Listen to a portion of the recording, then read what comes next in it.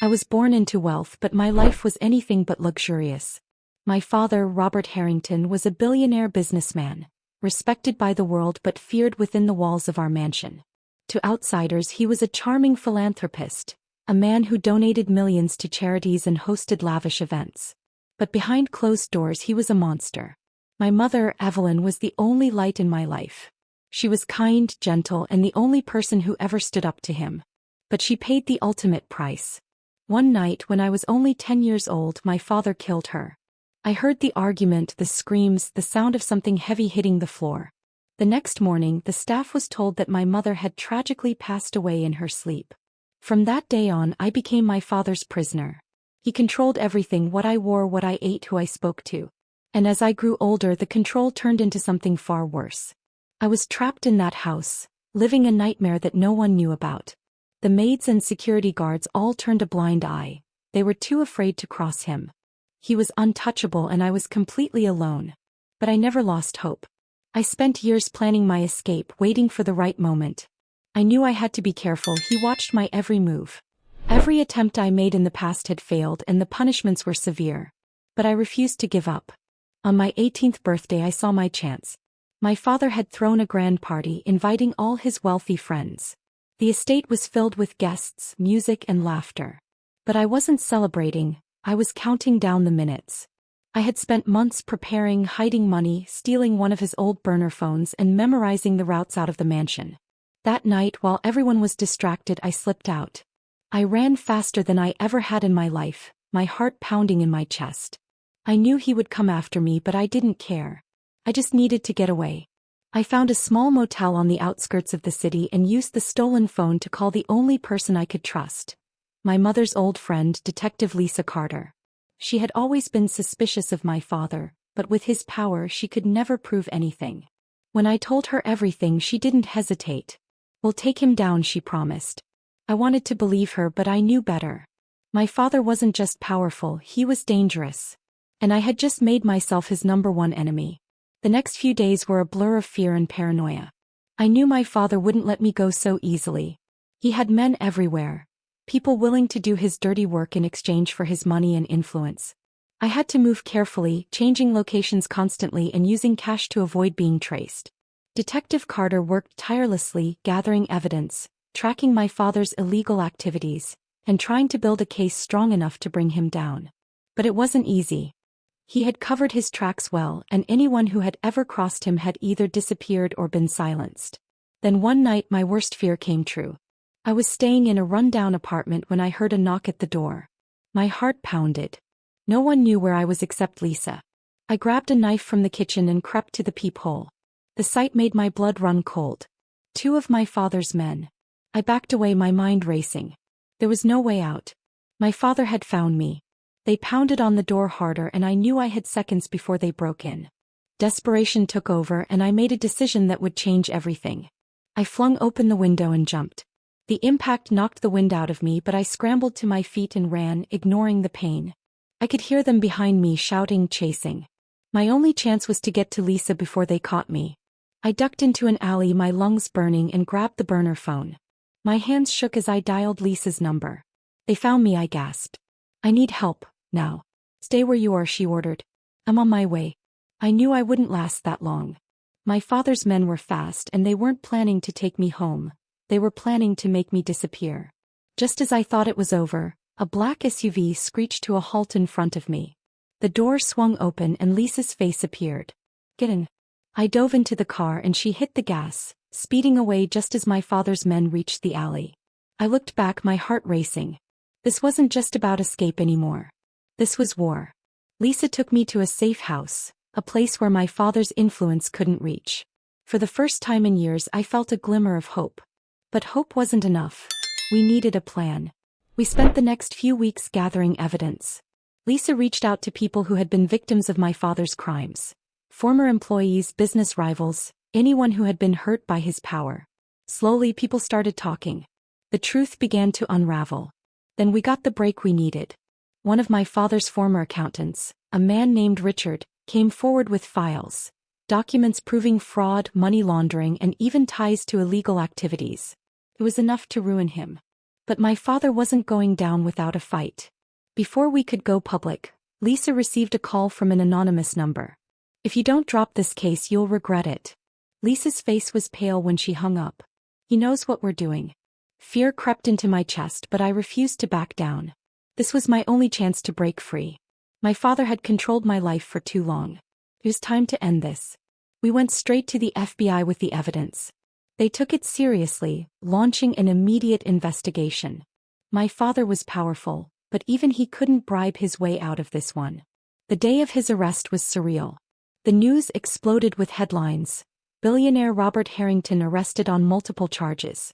Cameras flashed as he was led away in handcuffs, his face twisted in anger. He saw me in the crowd, and for the first time I saw fear in his eyes. I had won. But the scars he left behind would take a lifetime to heal. As I stood outside the courthouse, the weight of everything crashed down on me. I was free. Finally free. Lisa placed a hand on my shoulder. "It's over." I nodded, knowing that in many ways, it was only the beginning. I had a life to rebuild, a future to claim. And for the first time in years, I wasn't afraid. To everyone out there who has ever felt trapped, who has ever been silenced, know this. No matter how powerful the enemy, justice will always find a way. Make sure to subscribe for more powerful stories of survival and justice. You won't want to miss what's coming next. I was free, but freedom didn't feel the way I expected. After years of living under my father's control, I thought escaping him would mean an instant sense of relief. But instead I felt lost. The world outside the mansion was unfamiliar, overwhelming. The streets were loud, the people hurried, and for the first time in my life I had to make my own decisions. Lisa helped me get set up in a small apartment, somewhere safe, somewhere my father's influence couldn't reach. She assured me he wouldn't be able to get out of this. His arrest had made national headlines, and the charges against him were too severe to simply disappear. But deep down I knew better. My father always had a way of getting what he wanted, and I couldn't shake the feeling that this wasn't over. In the first few weeks after his arrest, I tried to live a normal life. I got a job at a coffee shop under a different name just to have something to do. I told myself I was moving on. But the nightmares didn't stop. I would wake up in the middle of the night, drenched in sweat, hearing his voice in my head. Every time I saw a black car parked outside, my heart would race, convinced it was one of his men watching me. Lisa told me I was safe, but I wasn't sure I believed her. Then one day the letters started arriving. The first one came in a plain white envelope, slid under my apartment door. No return address.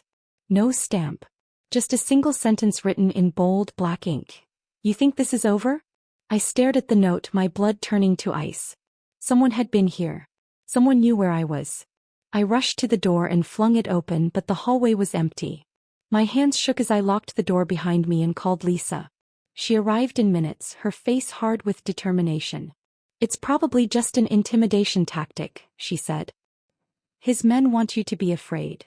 "Well, it's working," I admitted. "What if he finds a way to get out?" Lisa didn't answer right away. Instead, she pulled out her phone and made a call. "I need an officer posted outside her building. 24-hour surveillance." That night I barely slept. Every sound, every creak in the floorboards made me jump. The next morning when I stepped outside, I saw the officer Lisa had assigned to watch my apartment. He gave me a nod, but I could see the exhaustion in his eyes. Even with protection, I didn't feel safe. A week passed and then another letter arrived. This one was worse. It contained a picture of me taken through my apartment window. My breath caught in my throat. They were watching me. I showed Lisa and she immediately filed a report, but deep down I knew what this meant. My father's men weren't just trying to scare me. They were waiting for the right moment to strike. I knew I couldn't live like this forever. I had to do something. If my father still had people willing to fight for him, then I needed to find a way to destroy whatever influence he had left. Lisa and I started digging deeper into his past, looking for anything we might have missed. We needed something bigger, something that would make sure he never saw the outside of a prison cell again. That's when we found it. A hidden bank account under a false name, containing millions of dollars. Money my father had been funneling through offshore accounts for years. It was proof of tax fraud, money laundering, and international crimes far beyond what he had already been charged with. If we could bring this to the authorities, it would be the final nail in his coffin. But accessing the account wasn't easy. We needed a key, An encrypted passcode that only my father knew. And there was only one place we could find it. His personal office. The one still locked inside the mansion where I had grown up. The thought of going back there sent chills down my spine, but I knew it was the only way. Lisa tried to talk me out of it. "It's too dangerous," she said. "His men could still be there." "I have to do this," I insisted. "This is the only way I'll ever be free." So late one night we drove back to the estate. The mansion was abandoned, its grand windows dark, its gates still guarded by private security. But Lisa had a plan. She pulled out a fake warrant, claiming to be investigating new evidence. The guards hesitated but eventually let us in. My hands trembled as we walked through the halls I once called home. The air was thick with memories, ghosts of my past lingering in every corner. We reached my father's office and Lisa picked the lock. The moment we stepped inside I felt sick. The room was exactly as I remembered. His massive oak desk, the bookshelves lined with expensive first editions, the faint scent of his cologne still lingering in the air. I forced myself to focus. We didn't have much time. We searched through drawers, rifled through papers, looking for anything that could lead us to the account. Then I found it. A small, locked safe hidden behind one of the paintings. I knew the combination. I had watched my father use it 1,000 times as a child. My hands shook as I turned the dial. The door swung open, revealing a stack of files, a flash drive, and a small leather notebook. I flipped through the pages, my heart pounding. And then there it was. The passcode. I turned to Lisa, triumphant. "We have it." But before she could respond, a voice rang out behind us. "Going somewhere?" I froze. Slowly I turned around. Standing in the doorway were two of my father's men, guns pointed directly at us. My stomach dropped. We had walked right into a trap. Lisa moved first, pulling her own weapon. "You don't want to do this," she warned. One of the men smirked. "You have no idea what we're willing to do." For a moment the room was silent, tense. Then everything exploded at once. Lisa fired. The guards lunged. I grabbed the files and ran. I didn't look back, I just ran. I heard Lisa behind me shouting orders, gunfire echoing through the halls. My mind screamed at me to move faster. If they caught me, it was over. I burst through the front door, my breath ragged. The officer stationed outside saw me and immediately jumped into action, drawing his weapon as Lisa followed close behind. The guards hesitated just long enough for us to escape. We sped away from the mansion, my hands gripping the files so tightly my knuckles turned white. We had done it. We had what we needed. But I knew this wasn't the end. My father had always been a step ahead. And if he still had people willing to fight for him, then I needed to be ready for whatever came next. Lisa looked over at me, her expression grim. "This is far from over." I nodded, swallowing the fear rising in my throat. "Then we finish this." I wasn't running anymore. It was time to end my father's reign of terror once and for all. If you've been following my story, make sure to subscribe and stay tuned for the next part. You won't want to miss what happens next. The drive back to the safe house was silent, except for the pounding of my heart. I gripped the files so tightly that my hands ached, knowing we had just barely escaped with our lives. Lisa kept glancing at me, her jaw tight. "We need to move fast," she said. "Your father's men won't stop now." This was just a warning. I knew she was right. My father's reach extended far beyond prison walls. If he still had people willing to die for him, then he still had power. And if we didn't act now, we might never get another chance. Back at the safe house, we immediately started going through the documents. The files contained records of illegal transactions, offshore accounts, and bribes. Evidence that could not only keep my father behind bars but take down everyone who had been protecting him. But the most important piece was the passcode. With it, we could access the hidden bank account, the one holding millions of dollars he had stolen over the years. If we could freeze those funds, we would cut off his last source of power. Lisa wasted no time. She called in her contacts at the FBI, arranging a secure meeting. But I wasn't naive. I knew my father's men would be watching. "They'll come after us before we get there," I said. Lisa nodded. "That's why we need a decoy." We came up with a plan. Lisa would take the real files and go underground, meeting with the FBI in a secure location. Meanwhile, I would head in the opposite direction, carrying fake documents, making sure my father's men followed me instead.